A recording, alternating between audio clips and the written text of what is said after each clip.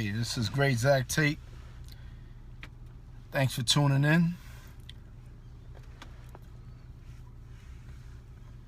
Something that I want to bring to your attention. There's a certain group of people who do not understand politics. So what is politics? Politics is war without bloodshed. It is a system in a democratic system where you vote, the powers that be select a candidate, compromise your votes to put someone in, and allow the majority of people to come out to reflect who that candidate is, and they choose a winner. That winner, we're talking presidential, that winner now has some governorship over land, policies, laws, who they put in position to change the laws so that wealth can be generated and distributed. Now, for wealthy people, the objective is to have a politician that's going to lower taxes, that's going to create more loopholes and benefits for business owners, which is generally or traditionally someone that's conservative or from the Republican Party. If you allow me to save on my taxes, open more businesses, make more money, if my business grows based on laws that I can break or laws that don't exist anymore, then I can employ more people. The bigger my business become, the more money I make, the more people I employ, I'm doing good. So if I'm making billions and billions of dollars, that means I'm employing a lot of people, and that means I'm a good person. It doesn't matter if I don't give them health care. It doesn't matter if I don't treat them right. It doesn't matter if they don't make a lot of money. It doesn't matter if they get McDonald's wages. Why? Because when you are uneducated and when you don't have a skill and when you're not an entrepreneur, you don't matter to the wealthy. You just don't matter. You just here to serve them. So, traditionally in the United States of America, when we talk about the Constitution, the Declaration of Independence, we the people are only a small group of wealthy landowners, slave owners, and property owners, governors, and people who had the ability to wage war. That's who we the people were. It did not mean everybody. So to make the states united was a business decision. To end slavery was a business decision. So if you look at America as a country that's supposed to do for you, you're going to continually be disappointed. Just as a sidebar, if you don't like America, move. There's a whole bunch of other countries. So if you look at America as a business, then it would make much more sense to you why the things that go on. The police are here to protect the wealthy people who put the people in charge to rule the police department so that the wealthy's interest is always at heart. So what this Periscope is about. So now let's start with wealthy people. They have their benefits.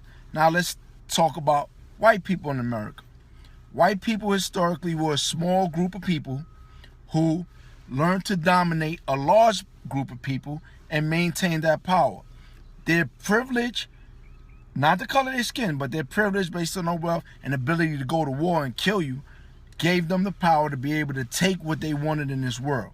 They did that. They did that successfully at the expense of Native Americans, African Americans, Chinese, Indians, and anybody else that came along the way that got in the way. I'm not making a judgment call. I'm stating history. So then let's talk about class now. Blacks, in order to get white privilege, have to make millions of dollars. I'm not talking about a millionaire to become a millionaire. That don't mean nothing. What I'm talking about is wealth. Once you acquire wealth as a black person, you get white privilege. Now, let's talk about poor whites who's catching hell, that ain't got no money, that's super poor, don't know where they gonna eat, they the working poor, they twisted. They don't count to the upper class. However, the difference with poor whites is they could clean up And once they clean up, they're not going to be marginalized, stigmatized, suffer racism, institutional racism. They can get all the privileges of white privilege. Now let's get down to African Americans, blacks, Africans, whatever you call yourself. With African Americans, the thing is this. You built this country, your culture, religion, your state of mind, your belief in yourself, your honor, your dignity was stripped away. The poorest white man had the ability to kill you with no reason and not be prosecuted. Not for a little while, for close to 100 years. So now, for you to be educated, you could die for that, for hundreds of years. For a good 100 years, if you picked up a book, you could get killed just for the color of your skin. No matter how much money you had, a poor white person had the ability to come along and say, I want that. Rob you, steal, you kill your family, fuck your wife, and it doesn't matter. You just did not matter, because for you to matter meant other poor whites wouldn't be able to get a piece. You would need a piece, and it wasn't enough in their mind because of greed. So now we come to the modern age. People sagging, ghettos, poverty, lack of education, institutional racism. You still stuck in this web because you come from a group of people who could be murdered for who they are, for getting educated, for getting wealth, for any type of productivity. You can die. So that fear kind of messed people up, and blacks tend to think that other blacks is their enemy or somebody's always out to get them. It's inbred fear. Because let's just keep it real. If they had the ability, when they had the ability to line up 9 pregnant women, cut their stomachs open and stomp on their babies and feed it to their pigs just for fun. This fear is deeply instilled. People who witness that is totally traumatized forever, and they fall in line. So now, based on so-called liberties, because you have to examine what freedom is. So based on your liberties now, you're allowed to vote. So we have 2 parties that dominate. The independent party generally will be the party that serves your interests, but because you are stuck on media and controlled by the media, you go with what the media says. Historically, no president after television was put into play was elected unless they were handsome, unless they come from a good background, unless they have the ability to have a good personality on TV that it displays that they're showing truth. Nixon may have been the exception, and Nixon got in based on what happened. So now, and Nixon eventually got kicked out. If he was more handsome, had a better presence and domineering picture, image in the media, he probably would not have been kicked out. So impeached. So now, modern day, we have Bernie Sanders, who has been in politics for close to 40 years. He didn't just come around the corner from yesterday. We have Hillary Clinton, who comes from politics. Her husband was the president. Unfortunately for the ignorant black people, they believe that Bill Clinton was the best thing since sliced bread. He's an honorary brother. He's allowed in the cookout. What they don't realize is Bill Clinton built more prisons than any president ever in history. And the people that filled those prisons was African Americans. A lot of people don't know that. Another thing Bill Clinton put in the act was called the Anti-Terrorist Death Penalty Act, which means they could grab you, keep you in Guantanamo for 20 years without ever taking you to trial, take your land, seize you, and kill you, and it'd be justified based on this act that was gotten passed through Bill Clinton. Other things that Bill Clinton did was the internet. It was exploited, the finances, the capitalism that was involved, and they sucked the blood of the poor. But this is politics. This is how it goes. Bill Clinton doesn't have the power. The people who control 1% of the people control the majority of the wealth in the world. These people control who is going to be in the White House. Donald Trump is a distraction. He's there to amuse you. He has no issues, but Obama did the same thing. Obama didn't have any issues. He didn't have any experience. He didn't have any background. He's just a good, smooth talker. That's what Obama had the ability to do. And when they came at him, Obama knew how to sidestep and do his dance. Some things come natural. However, with Trump, he's a buffoon. He's there to entertain you. He comes from a reality show background. And now he's at the podium. He never discusses issues. He is a personal bully who is voicing the frustration of poor whites without poor whites realizing he does not even relate to your circumstance because he's a billionaire. His wealth came from his father being a slumlord, exploiting the poor, building, developing properties, taking rents, not doing anything for the people. So, the next thing is, we have Hillary Clinton, Trump, Bernie. We don't know who's going to be on the Democratic side.